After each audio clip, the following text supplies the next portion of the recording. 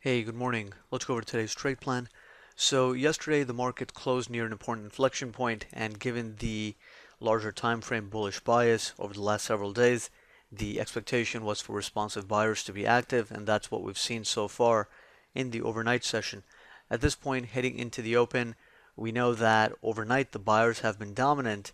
but we need to see continued broad market strength and upside momentum in order to actually get a continuation of that move here into the open, into the RTH session.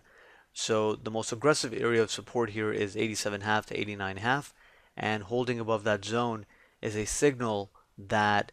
the overnight bias, which has been bullish, is continuing into the RTH session, and that can lead to an eventual break above 93 to 94.5 for a test of the 99 open gap and the 2000 to 2002 initial resistance, with potential to go up and test 04 half and 06 to 07 half. The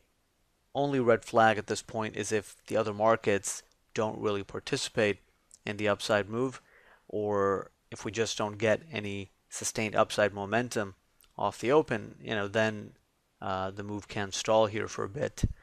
But so far in the overnight session, the buy side has been more dominant, and it's in alignment with the bigger balance breakout that took place on March 1st. So right now, the market is range bound. It's still bouncing in a range, but within that range, the buy side has been more dominant and in control. So if the market's holding above 87.5 to 89.5, above 81.5 to 84, we are going to continue to give more edge to the buy side, but our overall larger time frame bias continues to be neutral, because even if you attempt to break out here, the range can be exhausted into the 06 to 07 half, the 09 naked VPOC, and those are the upside objectives here. On the downside, a break below 81 half to 84, and really below 76 to 78 is what can shift the short-term control a little bit more to the sell side and bring the 64 quarter to 67 quarter support area into play. That essentially marks the bottom of the current developing balance area, and that would still be a spot where responsive buyers could be active. The only time that we would want to be cautious at that zone is if we are just seeing very heavy downside momentum, and in real time the signals are really indicating a long liquidation type move, and just heavy downside momentum, broad market selling,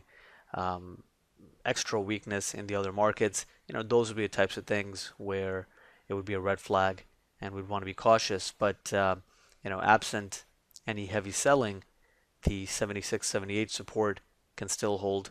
The 81 half, 84 still has potential to hold, and if 87 half to 89 half is holding, which is the most aggressive area of support, then it tells you that the underlying market is relatively strong, and it can lead to an upside move. On the upside, 93 to 94 half is the resistance zone from yesterday. So far, it marks the overnight high as well as yesterday's high, so that's really the short-term area of resistance that the market needs to take out in order to really confirm the buyers back in control, and then from there we can get a move into the 99 gap, 2000, 2002, and then potentially into 06, 07 half. Also keep an eye on the underlying volume situation. So far in the overnight session, the volume has been relatively light, and if the volume continues to be light, then that can add to some of the two-sided activity we've seen so far, and it can also limit the range potential on the day. So we may not really go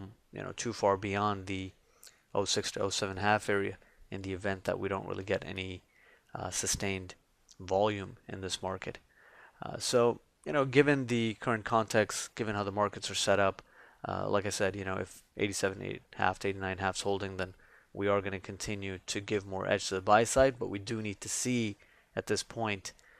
some sustained upside momentum in order to get a breakout above 93 to 94 half. And if similar to yesterday, the market opens and let's say we're seeing downside momentum and the tick's holding below zero, then we need to adjust our intraday bias accordingly, because right now the market is balancing in a range, and sometimes it can continue balancing before you actually get any kind of sustained directionality. So those are the main thoughts heading into the open. Keep an eye on the other markets, be nimble on the day time frame, and let's just see if the buy side can really maintain this control that we've seen in the overnight session, and we'll take it from there.